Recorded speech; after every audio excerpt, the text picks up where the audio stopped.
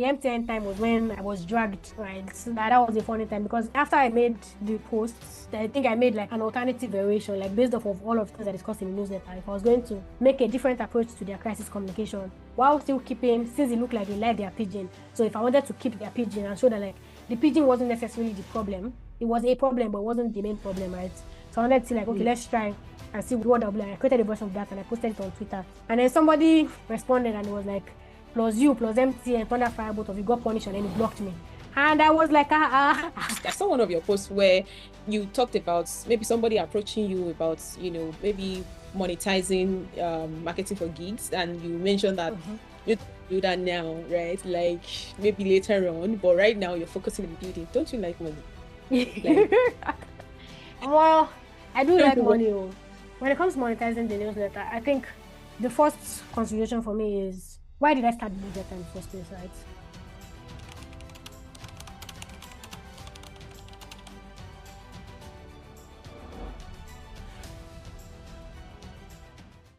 Hi, welcome to another episode of Inside Room. I have with me Lade, creator of Marketing for Geeks, and we'll be talking about what it really takes to build and sustain a community like Marketing for Geeks, for the impact, for growth and community in the last 3 years. Yes, 3 years.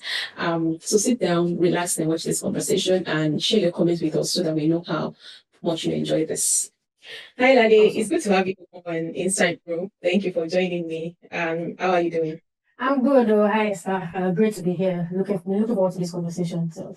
Thank you. Yeah. So let's shoot. So to take us into the conversation, right? I would like us to, talk to us about your career, early days, starting marketing.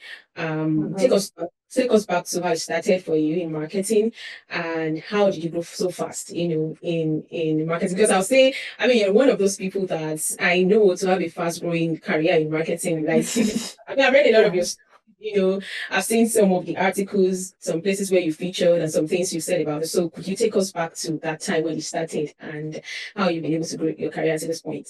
Yeah, sure thing. So I started my, at least marketing specifically, career was, I think 2019 was my first marketing job. Before then, I'd done a bit of journalism as well, because I studied communication and language arts in school in UI, and it's sort of like, it's like mass comm essentially, just maybe a little with some extra steps essentially, right? So 100 level, I wanted to try journalism, so I tried out journalism and I realized now this is not it for me. And then 200 level, we started to go into like marketing, right? Because 100 level is for the basics, so 200 level started to go into marketing. I was like, okay, this sounds interesting, right? But then at the time, from all of the conversations that we had, the kind of people that are coming into my department to have conversations, were people who were working in marketing and advertising agencies, right? So at the time, my knowledge of marketing was solely from the agency point of view, right? So it's solely like, I know agencies will service big companies, so it was solely from what like the Fortune 500, the multinational companies were doing, and all of that.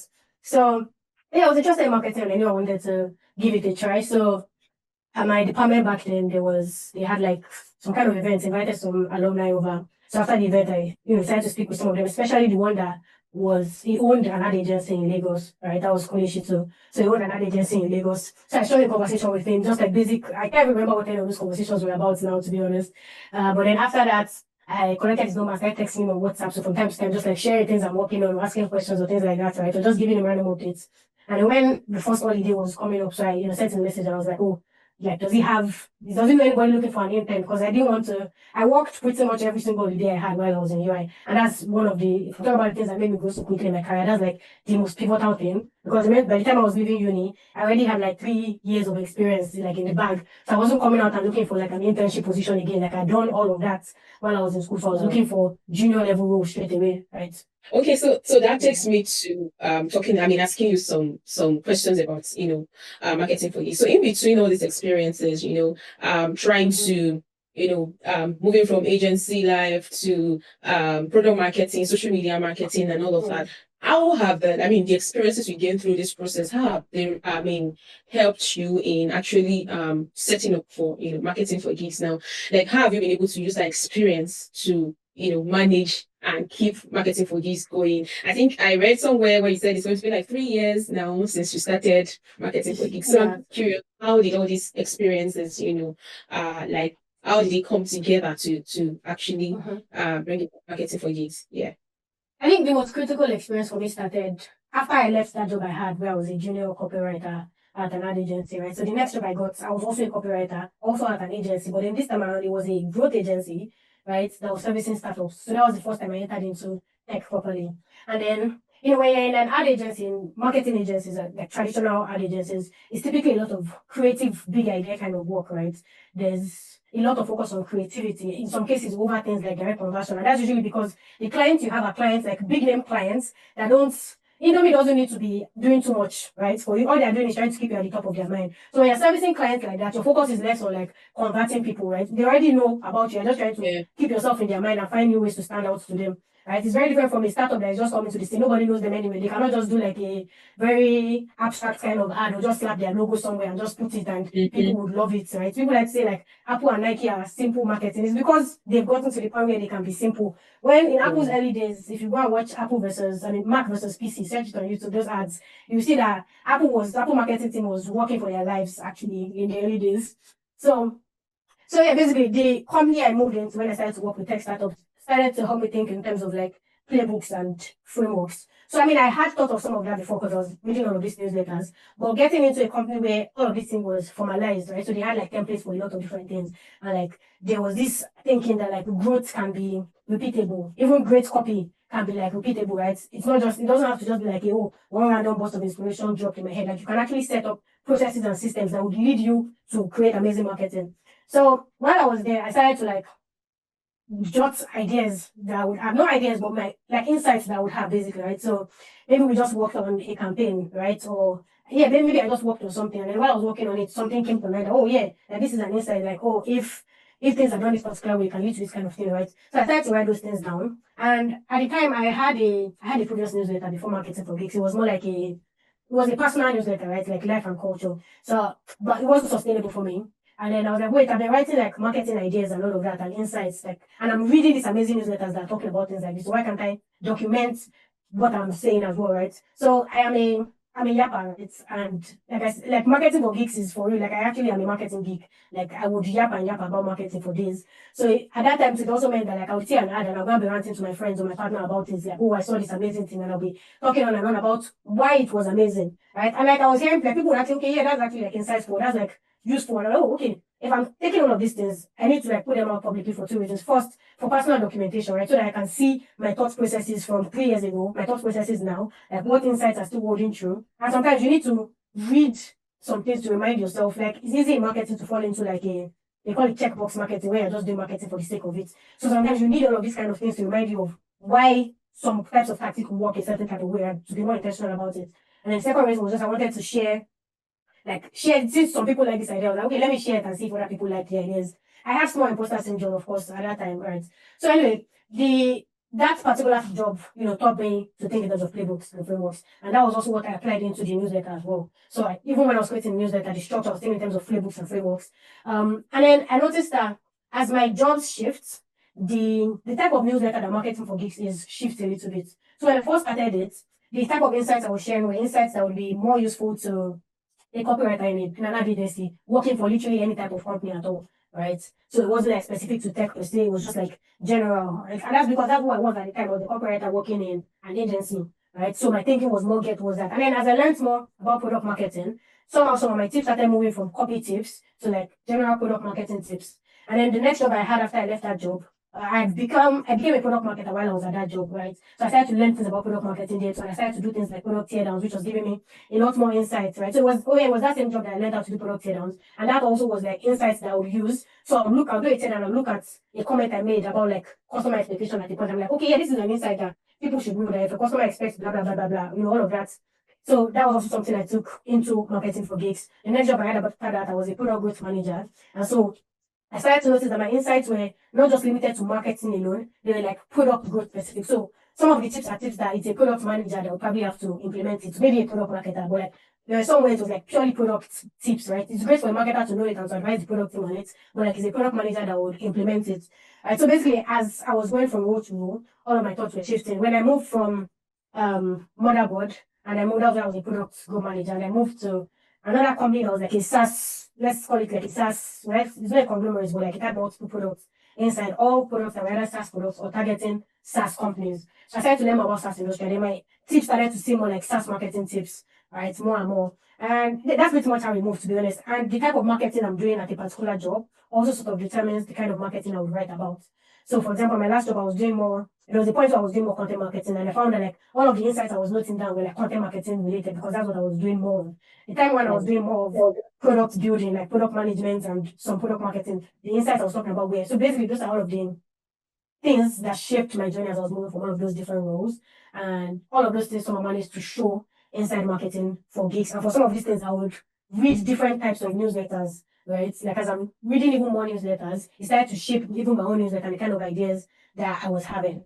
Thank you for taking me through that, yes, taking me through that journey, right? So there's a point you mentioned in between the conversation, you were like, I mean, people can do marketing for the sake of marketing. So I would like you to talk a bit more about that. How possible is that? I mean, is it possible that anybody would be, I mean, if you're hired as a marketer, I mean, I would expect that your job is well coded for you. And even the company, probably, they know what they're expecting from marketing. So is it still possible, even with that, level of definition, you could still find yourself doing marketing for the sake of marketing? So can you? It's very possible. Yeah. Yeah, I feel like most people, a lot of marketers, let me not say most, because I mean, I don't have any actual data for this, right? But in marketing, there's a tendency to just fall into like, to forget why you're doing some of these things, especially when you have like pressure from like superiors to do something that's, or from management or whatever leadership is, to do things that are different from your original vision, right? And at the point, it's like you forget what your original vision was and you're just doing things or doing things. And an example of that is, I mean, honestly, it happens a lot. If you read a lot of articles on the internet right now, right, the way they all start is sort of similar, right? We are in the ever advancing time of blah, blah, blah, blah, blah, in the digital age, this and this is more important, right? Yeah, and it's not like that's a bad opener, right? But if you're being intentional about your marketing, you would have started thinking, wait, if every article is starting the same way, doesn't that mean that we're blending with everybody else, right? Or you might start thinking, is this part that I'm writing actually important to the reader? And that's why I think in marketing it's important to have somebody who is challenging you, or you become the person that is challenging yourselves. Right? So somebody that is asking you like, okay, the goal of this, the person that is, even in content writing, right? And we did this at the last place I worked out with, I'm writing like newsletters and blogs. So one of the things I steps is when we start, that was when I was a part-time editor-in-chief at the company before I moved into doing like being the general manager and doing head of marketing things, right? So when I was part-time editor-in-chief, and we had some issues with like some of the blogs not being like quality enough. So one of the things I said is, okay, before you start an article, think about who are you writing for? Like what stage are they in the marketing funnel? How much knowledge do they have about the thing you're talking about?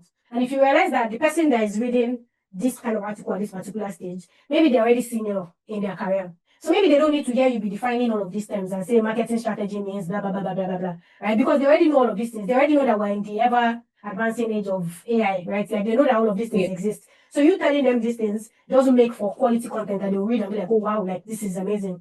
And even for somebody who is maybe completely new, they don't know all of these terms as well. Then you need to think about, okay, do you need to break down some terms, right? Do you need to reduce the amount of buzzwords that you're using? Or do you need to add like a glossary somewhere in there? How well do you need to explain these terms? What are some of the things that they can relate to that you can use when breaking down these terms, right?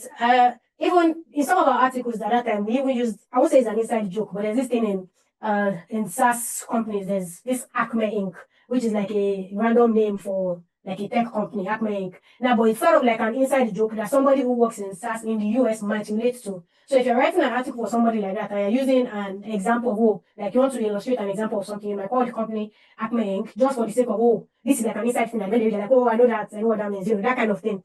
Right? So it's basically just, if you start to forget all of those things, because it is ridiculously easy to forget it, to just be like, okay, I need to make 5 social media posts today. And you're just going to think of, okay, educational, one is educational, one is to be promotional. You're just thinking in terms of that.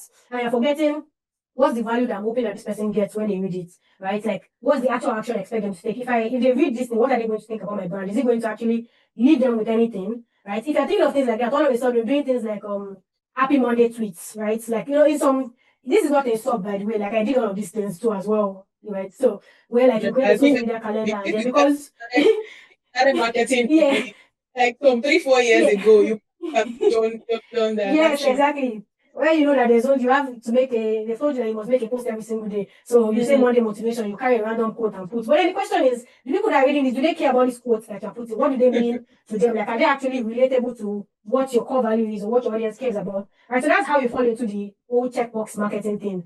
Right. If you're not actively intentional. And that's why for me, one of the things that help, well, there's like three things that help me.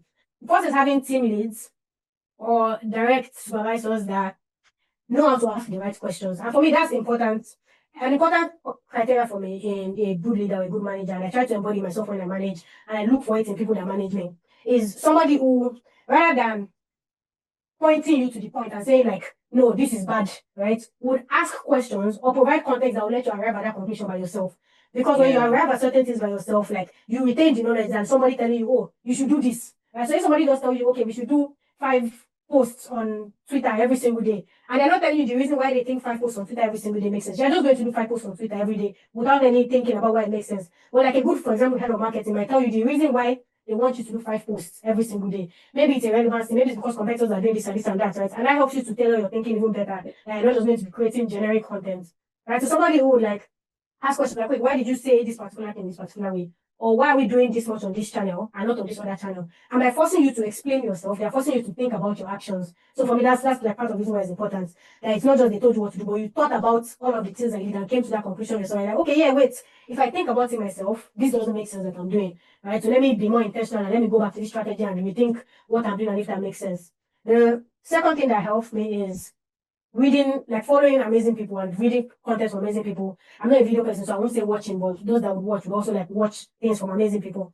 It's very, very inspirational when you're seeing people talking on LinkedIn. So that's why I follow like a lot of marketing people on LinkedIn. I like to hear like what you're talking about, all of the things that women are doing, because as they are talking about what they're doing in marketing, and you're thinking, I did something similar last week. Did I miss something? Like the way they're talking about this thing, like they did a different approach than I did, and I've been doing this lazy approach, right? And now this person is showing like a more intentional thinking about, okay, we're tailoring this thing to this thing, we're doing this and this way, we're setting up these processes. It will force you to keep rethinking your marketing. Like you will have to keep asking yourself, like, what am I even doing? Like this person is sharing all of these things. Have I applied any of these things? And that's one of the things I hope my newsletter does for people as well. And then the third thing that motivates me is just myself. And my newsletter actually helps me to do that. Sometimes I'll go and read like past newsletter issues. And I'll be like, Lade, you forgot this thing that you're telling people to do. Right? Like, so they even remind me to become intentional again at points where like I've forgotten again. I'll go back and be like, oh wait, you said this thing, oh, and like you're not actually applying it, right? So I try to hold myself accountable in that way by like documenting everything that I'm learning and then going back to it often. Yeah, that's a very brilliant point, right?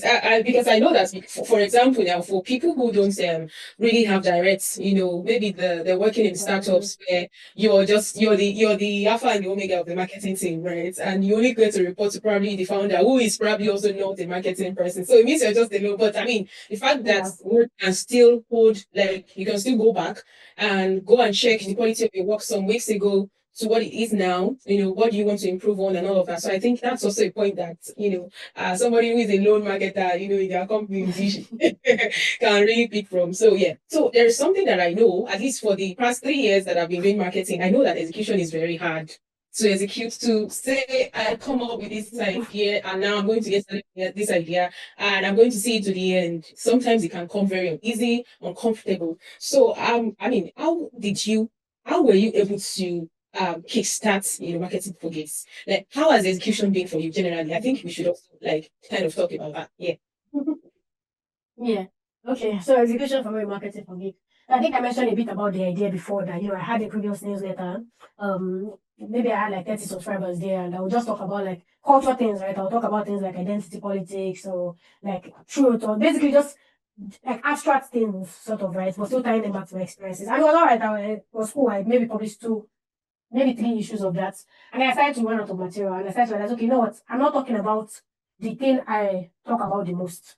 Right? And I think that's one important thing that helped me basically, was like saying, okay, you know what, if I'm struggling with ideas for this, maybe it's because it's not the thing I have the most, not even knowledge, right, but the most capacity to discuss, right? And it was like, yeah, I mean, what am I always yapping to my friends about is marketing. Like, I will reading marketing newsletters, I'll see a great ad and go and be ranting about, oh my God, like, this is why this is amazing. I'll see something bad, I'll say, okay, this is why these people feel terrible. I'll read about it. Like, these are the things that I was yapping about. I was like, why are these not the things I'm sharing in the newsletter instead? So, yeah, I took all of that, and I was trying to, first obstacle for me was coming up with what a good structure for the newsletter would be.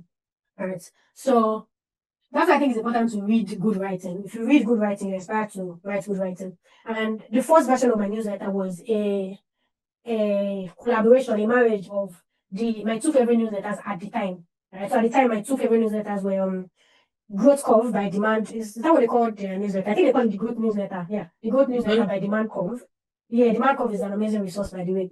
So growth newsletter by demand curve, and I revised marketing examples. I think it was copywriting examples at some point before I changed to marketing examples. So at that time, it was copywriting examples. So the 2 things I learned at the time, my revised structure for copywriting example was, I think it was like a 3-2-1 thing, right? So maybe like 3 copywriting examples, 2 mistakes, 1 lesson learned, or something like that, right? Like 3-2-1, or basically how we structured it. Growth newsletter also used to share 3 insights every single, I think it was every month or every 2 months, or every week, I can't remember. Right? So the newsletter I then created was like a marriage of both things. Okay, I think our revised one was 3 copywriting examples, 2 ideas, 1 lesson, or something like that. So when I created the first version of my newsletter, what I had was 1 interesting thing, 3 marketing insights, and 5 marketing pieces. And it was a marriage of both things. The 1 interesting thing was maybe the only thing that was like fully, like not really connected to any of those things, was fully just me saying, sometimes an interesting thing happens at work, or I see an ad and I feel like maybe it doesn't fit as an insight, but like there's a story there that would lead you to an insight, and it's too long to just put it as a simple insight. So for me, that was like 1 interesting thing, just like me ranting about something I saw, or something I learned that week, or something I worked on, right? So that was what 1 interesting thing was. Then 3 marketing insights was like, okay, a marketing insight is basically something actionable, like you read it and immediately you know what to do next, right? So that was that. And then that was similar to growth newsletter also having 3 insights, right? So I took that idea from them for 3 insights. And then 5 marketing pieces was, I used to share marketing pieces like good marketing, good copywriting examples, right?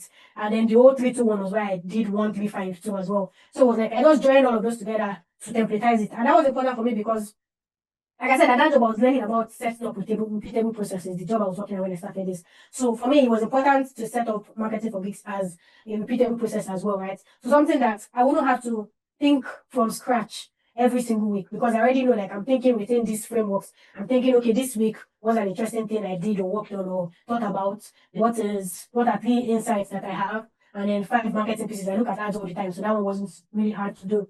That was what I started with. And that went on well. I had a Google Doc where I used to drop insights as well, right? So that also helped as well. So every time I had an idea, maybe I was yapping to someone about something and I stumbled upon a point. And that's why it's important to talk about things with people, by the way, like to yap and to rant. I would talk and talk and talk, but somehow I would have landed on, maybe at the beginning I didn't know my points, but I'll land on my point at some point in the middle, and then I'll quickly note that point down in that Google Doc. Sometimes I'll send it to myself as a message on WhatsApp and add it. So that's why I used to pull my insights from every week, because at any given point in time, I had more insights there than I needed. Right? So it's just that I'm going to the doc and I'm like, okay, which one of these do I feel like I can talk a lot about? Right? Because sometimes you have an insight that maybe you don't have the resources to talk about it yet. Like, it feels like there's something missing, right? So I would go in and just pick the ones that I was ready to talk about. And that was how we started in the beginning. And yeah, that would help me with execution. And then I started to change things as I moved on. I started to test out different frequencies. I think when I first started, I think it was supposed to be weekly. Was it weekly? I can't remember. But I know I moved from weekly at the point to, okay, twice every month to once every month. Then I went back to try weekly again. I went back to try twice every month again. Now I'm not even sure what I'm trying at this point, to be honest.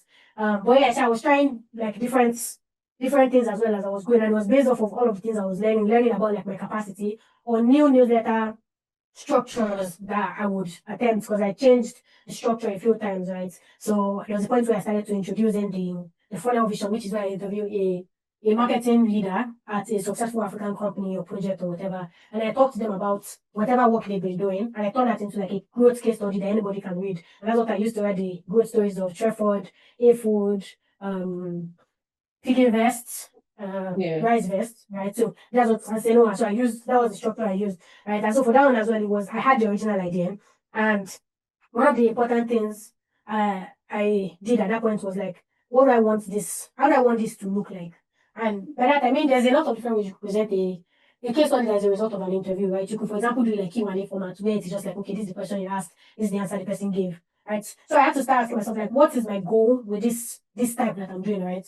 And that was what informed the template I use for execution. So for me, I have the most important goal for me in marketing for Geeks is to create like crazy good content, right? Like I want people to read it and I want it to be amazing. And I want them to read it and feel like they've learned something new or they've thought about something existing in a new way that they hadn't before.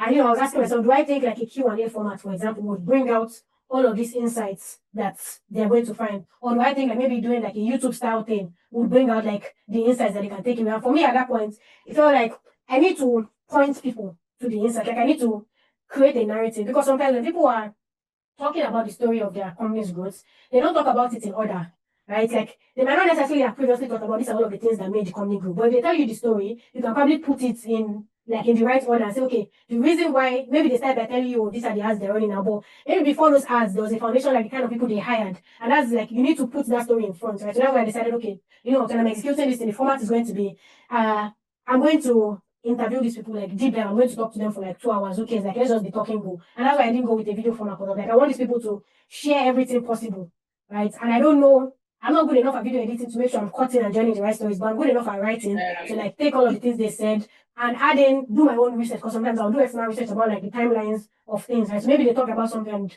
they didn't put in the right timeline. So I'll go and do my own research and see, okay, was there something external happening at the time of what we were talking about, like with the A-Food story? I think at the time when he shared the story with me, you know, I didn't have the context of, oh, A-Food entered Abuja first before they entered Abeokuta. Was that?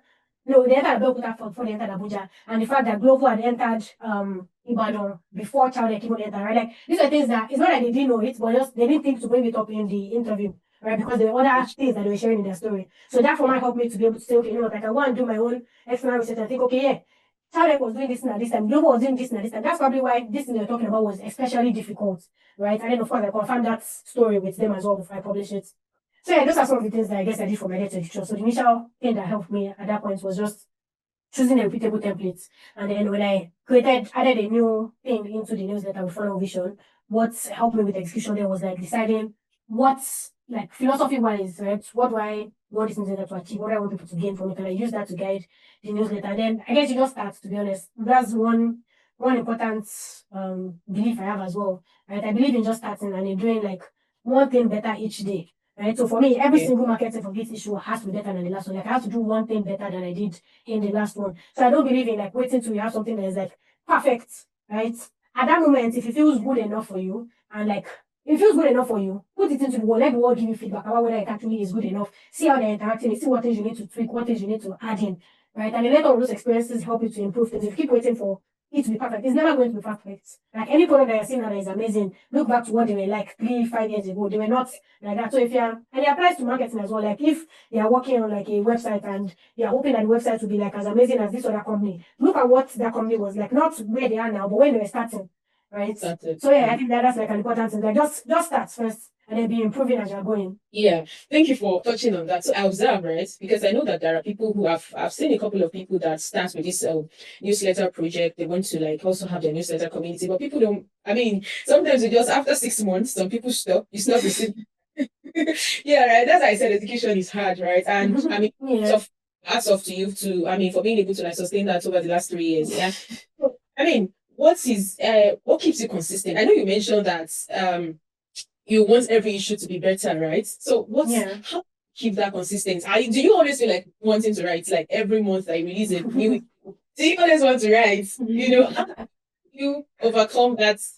I don't feel like writing, or maybe I'm tired. There's just a lot of work, and then you know there's 9 to 5 there too, right? Yeah. So manage all of those different ends to still stay consistent, you know, beyond the fact that maybe I want to make this, you know, every issue better for people. I want people to always look forward to what is keeping you going? And we don't see it much of it out there. Oh, yeah.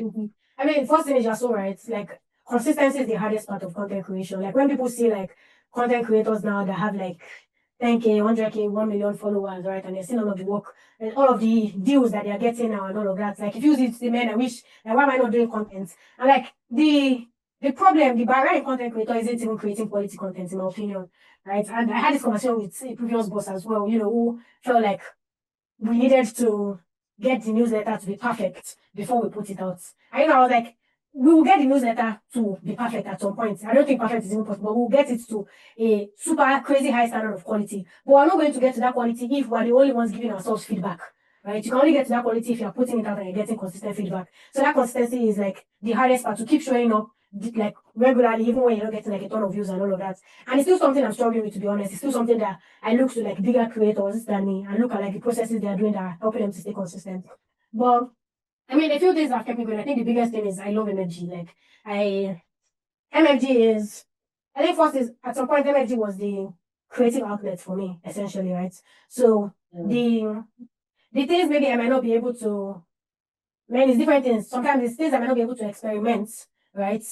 At work for whatever reasons might exist. I could experiment with them with MFG, right? Or it could also be like, I mean, I yap about this a lot, right? So it is important for me to like let all of the thoughts in my head out. I mean, overthinking, like, I don't overthink in the sense of overthinking decisions, right? But I overthink about things like marketing, like that's what is in my head, like most times, right? So when I'm thinking of these thoughts, it's important for me to let them out. And so it means I actually like MFG, like I'm writing about what I like. So I think that's also like an important thing, in my opinion anyway, to have like, maybe passion is not the word, but like to write about what you know the most about, that you like the most as well. So you need to like meet both of these things. And in my opinion, to like what you like is even more like, it's more important to like it than to know more about it. Because if you like something, you'll be obsessive about it. You'll learn the things you don't know. Right? So like that's I call it marketing for geeks. Like I'm a geek. The whatever thing I don't know, I will be obsessed about it and learn like a shit ton about it. That I can then share with other people and say, okay, this is what I learned. Or I didn't know this thing last year or even 3 months ago, but I know it now, and this is what I've learned. And I'm just distilling that back to you, or maybe I experimented with it and these are the results, and I'm telling you about it. So I think that part is like an important thing, to just really like what you're actually doing. Like don't just pick a niche because this is where money is, right? Because money, there's going to be a point, money is not going to come in. I mean, energy is not monetized right now anyway, so money is not coming in. So, but if your aim is like you want to make money from it, or even if your aim is you want to get a bunch of subscribers, or you want to be known for all of this, it's not going to happen in 1 week or 1 month. It might never happen in a whole year. So what's going to keep you going, right? When the money is not coming, it's going to be that interest that you have in whatever you're talking about, right? So that's, I guess, one thing that's kept me consistent. The other thing, I guess, is just setting up repeatable frameworks. I am the most consistent when I have repeatable frameworks. And that's why I think since I added in the funnel vision aspect into my newsletter, like the case study part, I've been less consistent. And the reason is because it was a lot tougher to set up a repeatable framework for that. I do have like frameworks, but they're not as repeatable in the sense that the previous like one interesting thing, 3 insights, 5 marketing pieces was repeatable, right? Because for the insights, I have all of them in the doc. I just pick and choose. The marketing pieces, I mean, I just enter my strat file or look at my screenshots folder and pick 5 things that seem interesting and put them in there. And then the interesting thing is just interesting thing that happened to me. All of these things are dependent on me, right? But with funnel vision, it's like, it's dependent on what the other person says. There's a lot of effort in like now turning what they've said into a story. And I don't have a framework for the stories. And that's by intention, because I think with case studies, it's harder to have a framework because I don't want to force the stories into a framework, right? I want the stories to like flow in a way that is natural to them. So I don't want to force it into like a 3-2-1 format, right? So that's one of the reasons why I struggle with consistency with it. So one of the things I would like to work on towards the end of this year is to actually try to find a way to create a framework regardless, right? I haven't had the time to do it yet, but to create a framework that ensures like it's still repeatable, but it's not reducing any of the quality from it. I think that's like an important missing piece for me. So when I had like that repeatable framework, I was a lot more consistent in like, creating content. So basically, yeah, it's not every month I feel like writing. I'll have writer's block. Sometimes I'll have the general idea and I'll put it in a document and I'm just looking at it and I'm like, oh yeah, happy and I'll like turn into what I want. And one of the things that I do when I have blocks like that is, well, okay, you know what? The problem with writing things out is that like you feel forced to write well. Basically, like if you're writing, there's like you need to start writing well, right? Like it's an empty canvas, right? But when you're talking, there's no empty canvas. I just start with all of the things that are in my head. So sometimes when I feel like I have writer's block, I tell my partner, then what we'll do is say, okay, you know what? Tell me what you're thinking about. Like, why do you want to write about this thing? And then I'll just start talking and talking, and then they'll record it, right? So as I'm talking, it's recorded, and then later they'll send the recording to me, and I'll listen to it, but I'm okay, yeah. So now I'm not starting from a blank canvas again. I've spoken all of my thoughts together. Now I have like source material to write with. So that helps me to get over writer's block a bit sometimes. Right. So yeah, I guess those are things that help me to stay consistent when I'm not in the mood. And also just, I guess, remembering why I created the newsletter in the first place. Sometimes it helps when I see like nice comments from people as well. Like I'm like, okay, you know what? If you think this newsletter is this nice, I'm going to keep at it. I remember when one of my biggest motivators is when was that 2 years ago? I think it was 2 years ago at No Code Summit. That was by Not Tech and Sherford. Right. When during the awards I won the No Code Content Creator of the Year awards, right? And then after I did it, I made a post. When I posted it on Twitter, posted it on LinkedIn. What I said there was Like the important thing for me that I said was may MFG never die. And that's like something I keep using to motivate myself. Like I can't have collected an award for this thing and have people say nice things about this thing and put it inside the articles and then somebody will come back and then like it doesn't exist again. Like no, it can't die, basically. So I sometimes use that to motivate myself. But okay, you know what? The little recognition I've gotten or the little feedback I've gotten that is like positive, like let me let that motivate me to keep going. So even if I'm on a break right now, maybe I've not posted in 2 months, I'm not going to care that I've not posted in 2 months. I'm going to just start. Right? Once I get that, I'm okay, you know what? Let's go. Right. So for me, it is never when I've not published in a while, it is never that it is because the newsletter is on a break. It is because I am demotivated, right? So it gets to the point where okay, you know what, you need to motivate yourself right now and like get things out again. So that's what helps me, I guess. Yeah, I also picked I picked some point there, and that one you said that you sit down, then you and your partner, you try to ask your partner asks you a question, then you try to like just do like Yeah. documentation recording. I think that's something I'm going to pick. I'll try and see how I can replicate that process because I've never even thought about it. Because I mean, to be honest, we always want to start with our computer or maybe your pen and to draft something, and sometimes it just doesn't flow. Before I skip that, I think there's a part I want to ask you. Like, I shouldn't really delay it any further. You mentioned that I think I saw one of your posts where you talked about maybe somebody approaching you about, maybe monetizing marketing for geeks, and you mentioned that you don't do that now, right? Like maybe later on, but right now you're focusing on building. Don't you like money? Well, that question is so real actually. I do like money. When it comes to monetizing the newsletter, I think the first consideration for me is why did I start the newsletter in the first place, right? Money was never the purpose of starting the newsletter. The purpose was create quality content for myself and that other people can also read and like use to become better marketers. Basically, like I want to be like the newsletters I love, the newsletters that made me. I want to create a newsletter that is like that, right? And so when it comes to monetization, I start to think of a few criteria for me when it comes to monetization. So the first thing is I don't want to what's the word I'm looking for? I don't want to dilute my newsletter content, right? And there's some ways of monetizing that will dilute your content, right? So that was the first question for me. Like, if I was going to monetize, how am I going to monetize in a way that doesn't dilute this content? And so for me, the best way to do that without diluting the actual newsletter content is rather than selling something external to your audience or selling your audience to something external, sell something internal to your audience. Right. And that's for me, that's the end goal of monetization with marketing for geeks. Right. The end goal is I'm going to create something internal, meaning I created it. I created it because I know it is relevant to this audience. Right. So the problem with monetizing with like ads is like you force the brands to fit into the context of your audience. I would like to create something that fits into the context of my audience from scratch. Right? So I want to go audience first rather than bring the brand in first and then try to make money from it. That's one.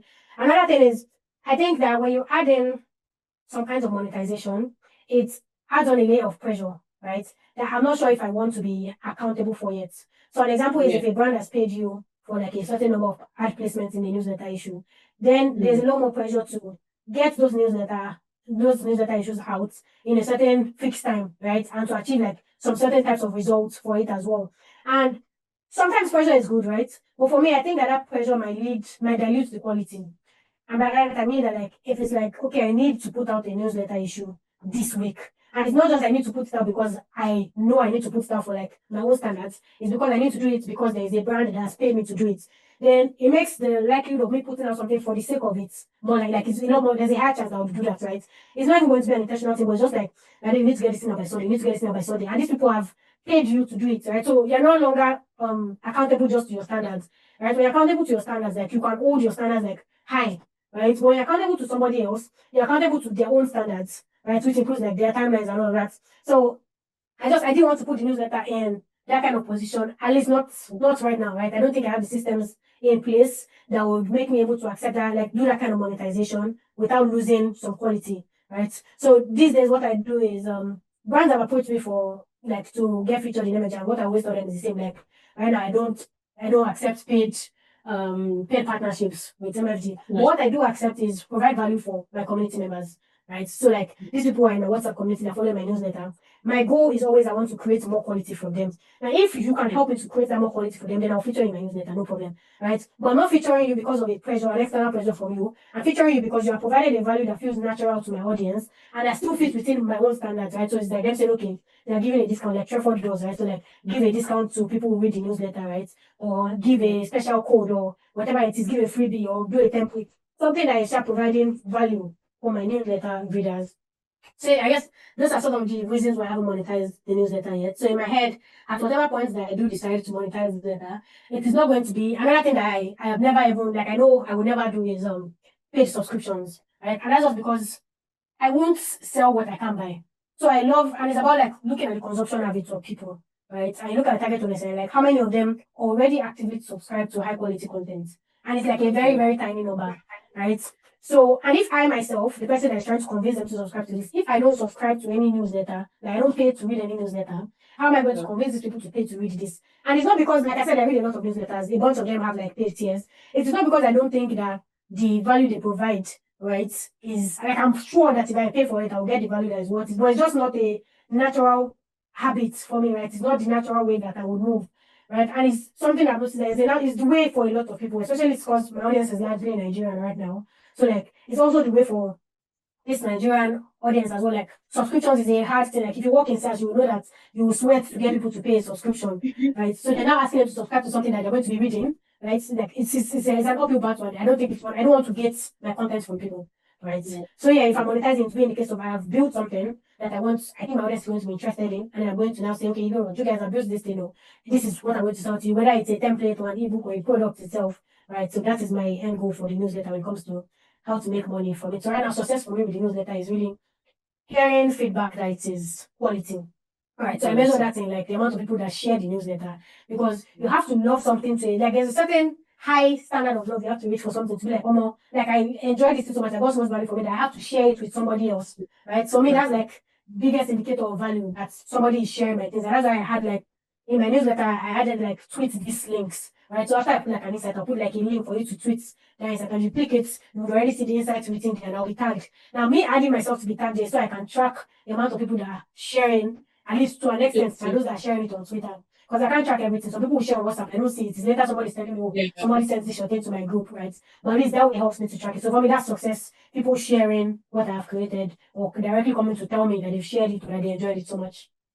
Yeah, these are very valid points. At least I understand now, and I'm sure your audience and everyone that gets to watch this now understands, the reason behind it. That it's not just about the money, because of course, if you put money first, you're going to sacrifice quality and a lot of things. So yeah, cool. Okay, yeah, so we've talked about the hard decision that you had to make in the course of that journey, right? So next, how do you know when to slow down? Do you think please? Yeah, this thing Lade is very, I know Lade is ambitious. I mean, from looking at you from far off, right? Yeah, looking at you from far off, and at the same time looking at what people have been saying about you and all the other places that you featured, right? I mean, how do you slow down? How do you tell yourself that, okay, especially when things are not working the way you want? Maybe instances would be maybe on a marketing campaign that you've put in a lot of work and just realize that, okay, this thing is just not working in the direction of what I want. And then how do you take a break? Don't allow that get to you, and then you just how do I say now? You get yourself back together and then you just move on. Okay. So I feel like that's like a two-part question, right? The first part for me is like how to pull back from marketing that isn't working, basically. And then the second one was just like how to avoid burnout in general, right? So for the first one on how to pull back, I think that's something I actually learned a bit of with my last job. And because in my last job, I was working with a CEO who had mastered is it laws aversion? It's not laws aversion. There's this other theory about when you've put a lot. I think I've written about it in my newsletter and I can't remember the name. But there's like a theory about when you've put a lot of effort into something, the more effort you put in, the harder it is to pull back, even though it is no longer making sense for you. But because you've put in so much effort, and like, no, it must work out, right? So my last boss was a boss who had somehow mastered the ability to let go of something, even though he had put in a lot of effort into it. And I think that was one thing I learned from him there, right? An example is I was the general manager of a particular product line, right? And I've been working on this product for like months. I had spec'd out the product, I'd worked at the pricing, done in-depth competitor research, user research, done all of that. I had like done the PRD, I had worked with the designer, like the designer had built the full product.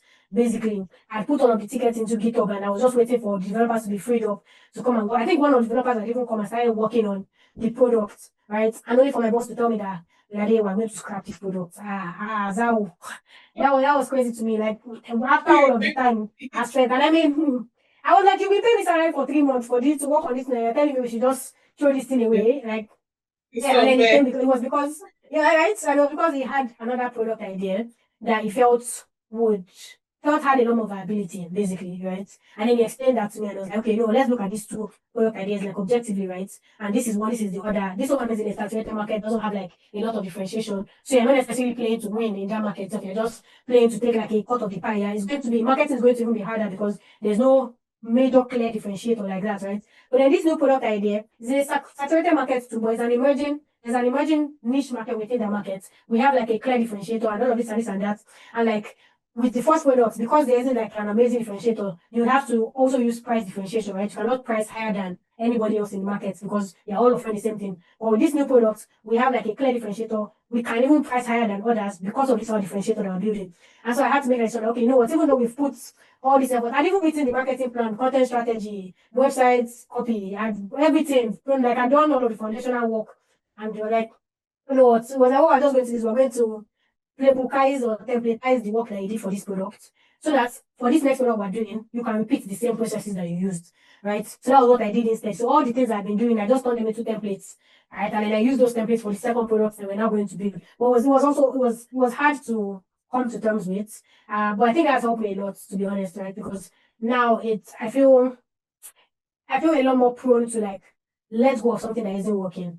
Right. So like, I think that's an hard thing to master. I don't think I've mastered it at all, but I think I'm better at it, right? So even though you've put a lot of effort into something, to be able to realize that, you know what, this isn't working out, right? And it's not a continual, because there's some things where repeatability will work, right? There's some, especially in marketing, there's some things where you need to keep trying actually and it will work. An example is we say Nova with their viral marketing strategy. One of the things they told me when I did the interview and read the case studies that like the cheaper ad we saw that went viral wasn't the first time they tried competitor talking. In fact, that same cheaper, they compared to them to cheaper in like 3 other social media posts. None of them got as much attention as this, right? But they didn't give up. They kept going because they had like conviction, right? That like the thing they were trying was based in something valid, like in data they've seen, and like they had a gut feeling that was backed by data. So that's why they kept going. So it's true that there's some things that you shouldn't give up when you have like deep conviction. And when your conviction is not just based off of I feel it will work, but based off of like you have some data, other people have tried it and it worked, or you've tried a small version of it. That's what Simon did. Like you tried a small version of it and you saw some results.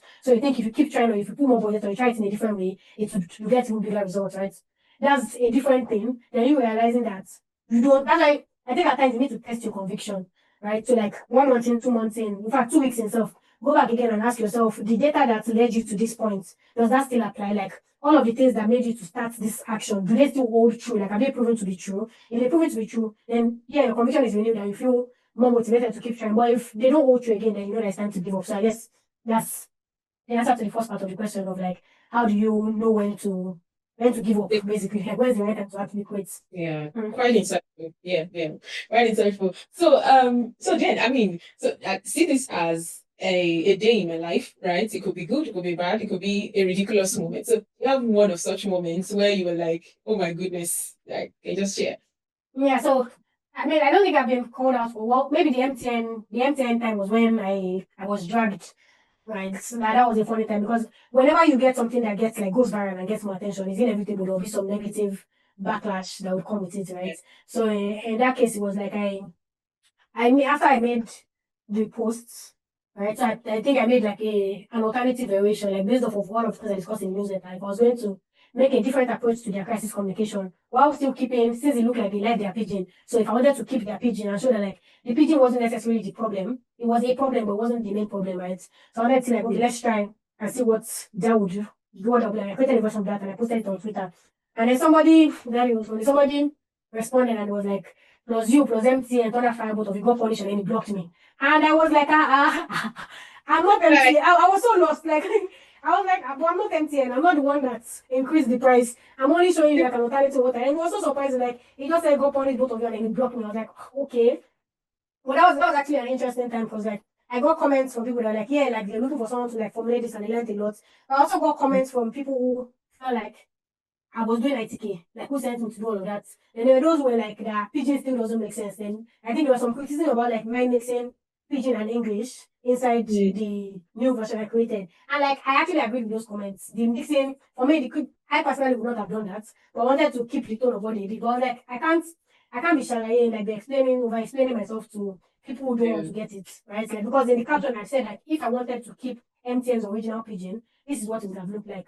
Not me saying I agree with their pages. So like, I decided, I'm not going to follow anybody to argue on something. Like, I have already done the work. I've presented my arguments. I've backed it down with like principles. And like the negative comments are like far fewer than the positive ones. So like, why would I focus on responding to every single person who is saying I should mind my own business? And I'm sure MTN knows more than you. I think that's another fallacy in like, I think it's in career in general. This belief that if somebody who has either a company that is bigger than you, somebody who has more money than you, or somebody who has more experience than you will always know better than you. I disagree. I don't like that notion at all.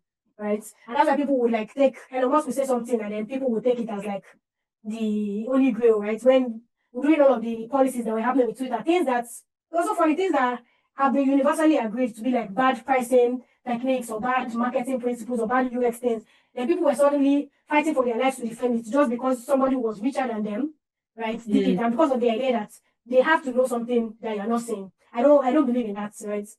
I believe in what I see, right? I believe in these are the principles that I know to be true and have been proven to be true, right? So just because you are a bigger company, MTN is a large company and they still go through that PR restaurants. And I'm sure they have people a lot more friends than I am in there. But it happens sometimes. Like that's what happens with assuming that knowledge is like magic. Like knowledge is not transient. Knowledge is transient. That's why I said checkbox marketing is a thing. Like you need to keep building yourself in it. So even if I have been doing SaaS marketing for 3 years, somebody who just entered it today can find something that I did not find and point it out to me and they will be right. Right? That's another philosophy that like matters in like my tear downs as well. Right? The idea that the people that have been building this product, it's not that they are not smart at all. Like I've done tear downs for like some of like super successful product teams in Africa stuff, right? It's not that they are not brilliant and they don't know what they're doing. They do know what they're doing, right? But sometimes it's harder to see something when you're inside of it and you need like an external person to remind you of certain things. So sometimes I'll do these tear downs and like I'll get them say, oh wait, that's true. Like they knew this thing theoretically, like at the back of their mind, but they just forgot. Right? So it's important to have someone to remind you of that. But yeah, but back to the point about like a day in my life, I guess. Cool. Yeah, I mean, we've had an interesting conversation, and thank you for like taking us through the entire, marketing, because I'm just one person that's also very curious, right? Apart from the fact that there are a lot of, people friends of marketing for geeks, right? Me personally, I'm also like curious what happens, when I see work like, marketing for geeks, I read a lot of other newsletters like that, and I'm like, how do people just, how do you sit down and you come these things and you're able to do it consistently over time. So I just thought that, I mean, this is something worth, listening to hear the process. Let's understand what it feels like. Because of course, I mean, people go, oh, I like this. I like the way you write this. I would like to be able to do that. But like, do you know what is going on, in the back end, all the different works that's come into play for this thing to be this rich and ability. So just to make sure that people get understand what it takes to, so that they can also mentally prepare for it. Don't come and, feel like it is just as easy as it looks, right? Yeah. Yeah. So right, we've met Lade and marketing for geeks, pardon me, right? So let's talk about when you're not doing marketing, when you're not thinking about marketing, you're not reading your marketing, books and materials and all of that, right? So what other things do you like to do? How do you pass time? Movie, like stuff like that, and how do you pass time? Like just have fun outside of work. How do I pass time? I think my two major hobbies right now are skating and carpentry, right? So I started skating, like skateboarding last year. My brother had a board and then I inherited some of his things, so I got the board as well. I was like, okay, let me just start this. And then I got a little more serious about it this year. Last year I wasn't really doing much basically, but this year I made it like a thing to skate every single weekend. Right? The other thing I started doing this year is carpentry as well. So I've been wanting to do that since, gosh, like 3 years now, right? So yeah, it's since like it's 5 years. That's crazy. Yeah, because I remember it was since 2020 actually. Since that year, every single year I'm very interested about planning my life or my career at least. Right. So every single year I do like a planning session for the year and I set like OKRs for myself and goals and like initiatives and like checkpoints, right? Carpentry has been on my OKR list since the year I first started making it. And I think I first started making it in 2022. Right? So 2022, 2023, 2024, 2025 it has been my goal. This was the first year that I actually like did a solo carpentry project. I was very proud of myself. I made a shoe rack. So yeah, that's what I do in my free time. I also hang out with friends. I love I'm a big community person. Like I love community so much, right? Especially like it used to be just digital communities, mostly because I used to not be great at like keeping up with friendships, but like this year I've gotten like a lot better at like nurturing friendships. So I've been having a blast, like hanging out with friends and all of that. So those are the things I do for fun. Basically, I skate, I do carpentry, I hang out with friends, and if I'm on my phone, I'm probably watching shows on Netflix. I'm playing games. I play Candy Crush. I'm on like level 18,000 now, I think, on Candy Crush. I play a bunch of other games basically on my phone. I used to play FIFA as well on the laptop. Basically, I just play games. Right, so those are the things I do in my free time, and I hang out with my cats. So I Yeah. have three, but one of them just gave birth, so now I have seven. Whoa, that's a full house. Yeah. To wrap up the session, right, the conversation, right? What piece of advice would you give with our audience? Yeah. I mean, in relation to building a community, building a career, fast-paced career, moving at a very good speed, and yeah, I mean, just in that direction. Yeah. Okay. I'll say maybe the general thing will be obsessive and be honest. Like honest, especially with yourself. So be obsessive in the fact that I think that you can get better at anything in the world if you're obsessive about it. Like as long as you care about learning about it, you will probably learn it. Like of course, barring like any like learning disabilities or other things that might stop you or whatever. Like if you want to learn something and if you're obsessed about it, you can become better at it. Right. So with marketing, for example, I feel like any anytime someone tells me like, oh, like I feel like you're good at marketing, someone was asking me like, what makes me like a marketing genius? And I was like, I'm not a marketing genius in any way. Like I literally just read the work of marketing geniuses and learn from it, right? Like I am not necessarily a bring ideas from magic hair person, right? Which is fine to me. I think there are very, very few ideas, if any, that have not been done by somebody before.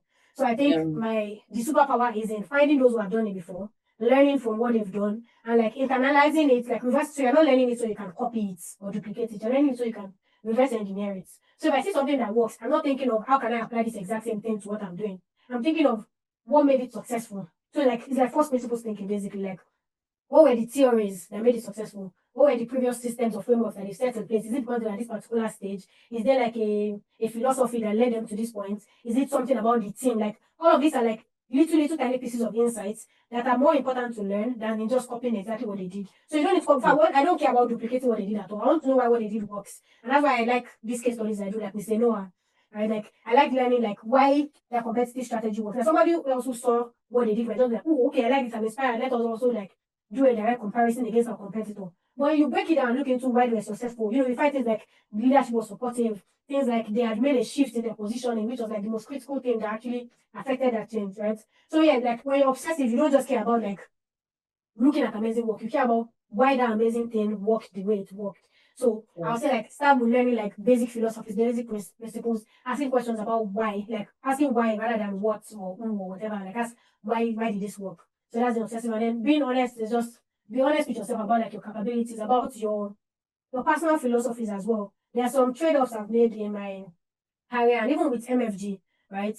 That I only made I would not advise anybody else to take it. And that's why I think I said this in a recent, maybe it was not a post, but I said this recently that like I don't think you should take advice from anyone. By that I mean it's not that you shouldn't listen to advice. It is that you should not apply anybody's advice to yourself just like that. Like you can listen to the advice, but you should be thinking in terms of does that actually make sense for your context? Whatever is I can advise even when I advise startups on calls, like I tell them like I'm giving you this advice from an outside perspective, right? You have the context of like your team size, you have the context of your actual capabilities, like you have all of this context, right? If you don't provide me this context, my advice might just not, it might be useful, but it might not exactly work for you. So don't take it as like face value. So I guess that's like a general thing. So be honest with yourself in the sense of like, think about yourself and the actions you take and why you're taking those actions often. So that when you're getting like external feedback and you're getting like advice, right? All of these things are useful. You're taking them in, but you're not just like immediately like internalizing them. You're taking them in and breaking them down as to why did this person think this thing can work for me. Right? I had a conversation with someone recently who was like telling me about monetizing my newsletter or my audience more, right? And I was saying all of this, and I like what I told him is all of these things you're saying are true, right? Like your advice is not bad advice, but it just doesn't make sense with the honest truth that may have made about myself, the philosophy I've made about the newsletter, and about like my own capabilities and things like that. So basically, just be honest about yourself, be true to yourself about like your downfalls.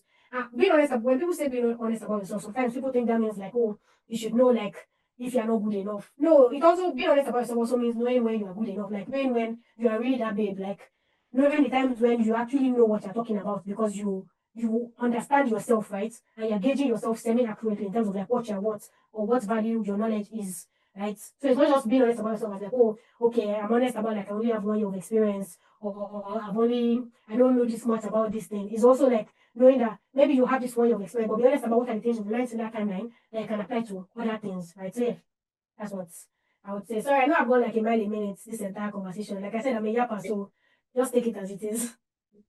Yeah, it's okay. Thank you. I mean, we've had a very good conversation, and I've enjoyed, the moments you shared, everything you shared around, marketing, how you've been building marketing for Geeks, the behind the scene, and how you come up with some of these ideas. I think that's one I like for me, right? It's how you are able to consistently sustain it over the last 3 years. That's mind blowing. And thank you for joining me on the Inside Room. Thank you so much. Yeah, thank you. And of course, I believe that our audience will also, enjoy watching this. So thank you very much, Lade.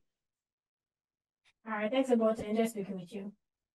For skill development, for career growth, for resources for your next level as a local tech professional, you should check www.treford.africa.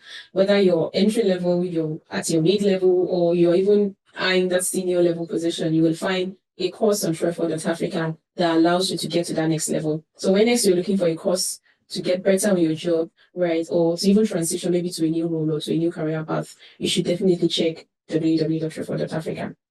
It's for you.